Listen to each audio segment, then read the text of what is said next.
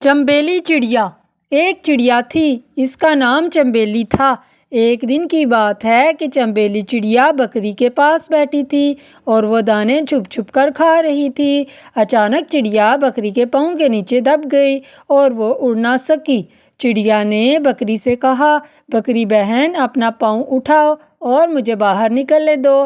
بکری نے کہا کہ میں اب تمہیں باہر نہیں نکلنے دوں گی کیونکہ تم نے میرے مالک کے چوری چوری دانے کھائے ہیں۔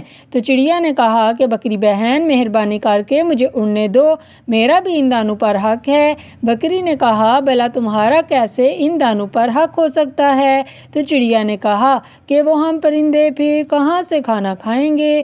ہم نے بھی تو یہیں سے ہی کھانا ہے، تو اس لیے یہ دانے میرے بھی ہیں۔ اگر انسانوں کے کچھ دانے ہم کھا لیں گے تو اس کے بدلے میں انسانوں کو اللہ تعالیٰ مزید کھانا دیتا ہے۔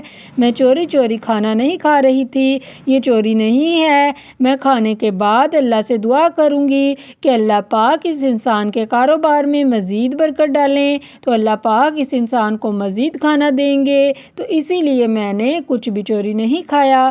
بکری نے چنبیلی چڑیا کی بات سنی تو اس کو چڑیا کی بات میں دم لگا، اس لیے بکری نے اپنا پاؤں اٹھایا اور چڑیا وہاں سے دانے کھا کر اڑ گئی، اور چڑیا نے پھر اللہ سے دعا کی۔ ویڈیو پسند آئی تو چینل کو ضرور سبسکرائب کریں۔